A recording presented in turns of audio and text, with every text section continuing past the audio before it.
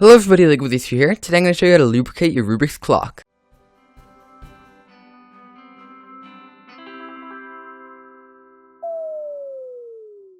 So this is just a quick tutorial on lubricating a clock, and so I already have it taken apart. If you don't know how to take it apart, or you need to know how to, then just look in the description.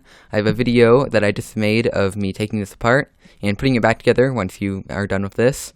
And so I'm going to show you how to lubricate today with like CRC silicone stuff. You're going to want to use the CRC stuff because that's just what people normally use. And so the parts that you're going to have on your clock when you take it apart are the two clock faces. You can set those off to the side.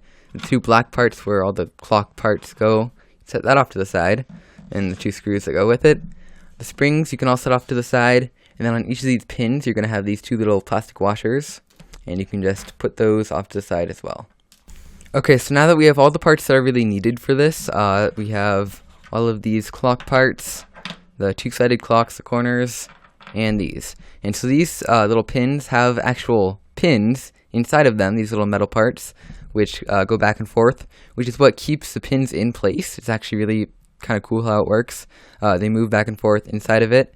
And I'm just going to keep these in for simplicity, but make sure you don't lose them. It's going to be kind of hard for one of them to fall out because they're so stiff in there, but just make sure you be careful not to lose them.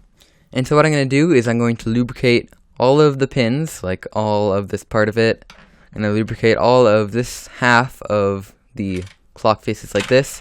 I'm just going to lightly lubricate this part. This is the part that you actually touch. That's how you turn the clock wheels, but I'm just going to lubricate it a little bit, but we'll see. Okay, so you see I've laid out all of the pieces, so these ones are all face up. We're going to want to be lubing these ones most, pay attention to those ones the most. These ones will just like kind of hold and do a little bit, and these ones I kind of taped off and I'll just do a little bit all the way around. So here we go, I got my silicone spray, so go from a little bit of a distance. Wow, there we go. All the way around these ones. Try not to build it up too much. Wait for it to dry a little bit. There we go. So I'll do it on this one. A little bit on both sides. There we go. And these ones will just kind of get at from a couple of angles.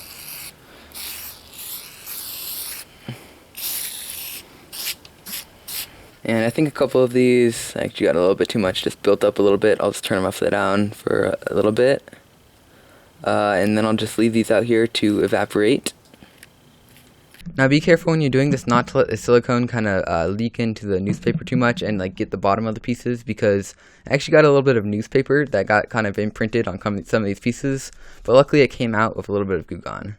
And now that you got all the pieces lubricated, you can go ahead and put it together using my tutorial again, the same tutorial that I used to take it apart. I also have a tutorial on putting it back together, so just do that now. And yeah, that's pretty much it for this video. If it helped you, leave a like down below. I know it's a quick video, but it should help some of you guys. Leave a comment down below for more suggestions for future tutorials like this, or any other video like that. Stay subscribed to be notified when another video like this comes out, and I'll see you guys next time. Bye!